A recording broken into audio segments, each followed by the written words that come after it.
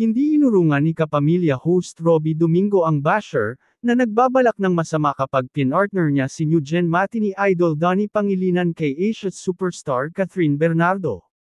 Sa latest Instagram post ni Robbie noong Sabado ika-22 ng Pebrero, inihayag niyang isa raw karangalan na maging bahagi siya ng maalamat na Pilipinas Got Talent o PGT, bilang host nito. From being a fan to now being part of this legendary show, what a dream come true. Honored to be here alongside an amazing team, saad ni Robbie. Dagdag pa niya, Pilipinas, let's celebrate talent like never before. The stage is set. Ngunit isang netizen ang nang-ahas magkomento sa post ni Robbie para bantaan siya. Ani ng netizen, at Robbie Domingo, ay subukan mo lang na i-match si Donnie kay Catherine Bernardo. Ready and solid supporters ni Bel Mariano, na i-bash ka mula ulo mo hanggang paa. Huwag mo i-tolerate yung kalandian ng peste mong kaibigan.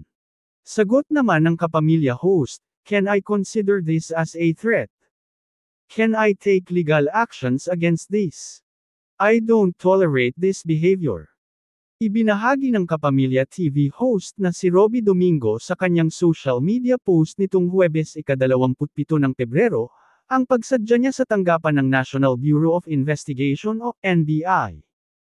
Sa espekulasyon ng mga netizen, patungkol ito sa pagsiti niya sa isang netizen, na nagbanta sa kanyang ibabash siya ng malala kapag tinukso niya sa isa't isa sina Catherine Bernardo at Donnie Pangilinan, na magsasama bilang hurado sa Season 7 ng Pilipinas Got Talent. Sa post naman ni Robbie nitong Huwebes, nagbigay siya ng kanyang mga natutunan nang magsadya siya sa tanggapan ng NBI. May pamagat ang kanyang post na, Accountability. I visited the NBI today and met with Chief Bamedino and Attorney Tukay. Thank you for answering all my questions. Here's what I learned. You can file a complaint against any government agency, especially if your safety is at risk. It's free to file. Always take screenshots of your complaint and the URL. Even if it's deleted, the digital trace is still there. If someone deletes it, it could show intent.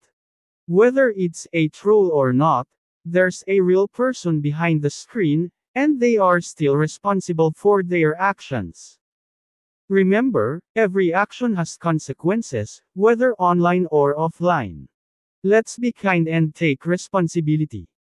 Batay naman sa mga reaksyon at komento, suportado ng mga kapwa celebrity at netizen ang hakbang na ito ni Robbie. Samantala, hindi pa malinaw kung nag-apologize na sa kanya ang taong nasa likod ng nabanggit na komento.